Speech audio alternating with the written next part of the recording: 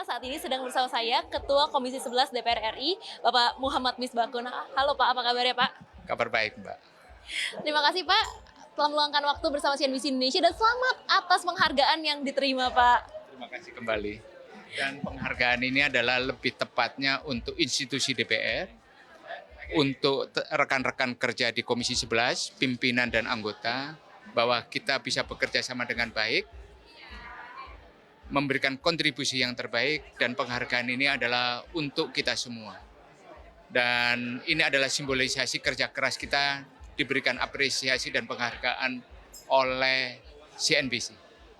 Luar biasa, terima kasih Pak. Dan ini menjadi tantangan tersendiri bahwa kita ke depan harus lebih bekerja keras lagi untuk bisa membuktikan bahwa apa yang kita kerjakan dalam proses-proses politik di DPR itu bisa berkontribusi untuk masyarakat yang lebih luas, masyarakat Indonesia dan untuk kesejahteraan masyarakat.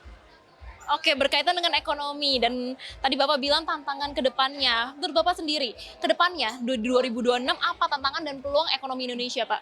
Tantangan yang kita hadapi adalah bahwa tekanan situasi geopolitik, tekanan di regional itu menjadi tantangan tersendiri bagi ekonomi Indonesia untuk sebagai negara mempunyai daya tahan ekonomi yang memadai.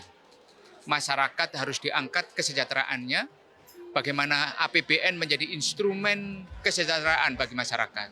APBN sebagai instrumen bagaimana pemerintah bisa menjalankan program-program pembangunan yang dirasakan oleh masyarakat.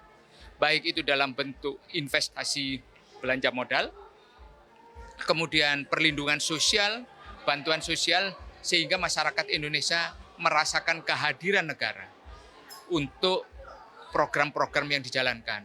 Ada harapan baru kita pada Menteri Keuangan, di mana Pak Purbaya sebagai Menteri Keuangan yang baru memberikan harapan dengan langkah-langkahnya yang cepat, mengurai segala permasalahan yang selama ini menjadi kuncian-kuncian di bidang anggaran, diselesaikan dengan sangat cepat dan bagus, baik itu mengurai bagaimana mendesain ulang tentang subsidi energi, subsidi pangan, subsidi transportasi, dan subsidi kur, semua dijalankan dengan penuh dedikasi, dan Komisi 11 sebagai mitra strategis pemerintah di bidang keuangan, pembangunan, dan perencanaan ingin menjadi bagian yang utuh dan kuat memberikan dukungan bagaimana pembangunan bisa dijalankan, bagaimana politik itu membangun sinergi yang solutif untuk kemajuan dan kesejahteraan rakyat.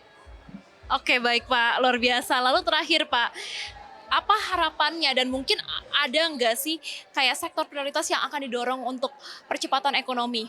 Percepatan ekonomi kita yang ke depan tentunya adalah kita merampungkan Undang-Undang P2SK, pengembangan dan penguatan sektor keuangan, karena ada revisi dan amandemen sesuai amanat Mahkamah Konstitusi, dan kita merampungkan itu. Setelah itu kita akan melihat bagaimana implementasinya terhadap industri jasa keuangan di Indonesia, baik itu terhadap otoritas, yaitu Bank Sentral, Bank Indonesia, Otoritas Jasa Keuangan, Lembaga Penjamin Simpanan, dan kemudian Kementerian Keuangan dalam mengimplementasikan. Dan kita tentunya juga ingin memberikan penguatan kepada berikutnya, yaitu revisi undang-undang yang strategis di sektor keuangan yang lain. Luar biasa Pak. Pak, terima kasih atas waktunya, sehat dan sukses selalu, dan selamat atas penghargaannya Pak. Terima kasih. Ya. Baik Pak. Pemirsa, demikian wawancara saya bersama Ketua Komisi 11 DPR RI Muhammad Misbakun. CNBC Indonesia Beyond Business.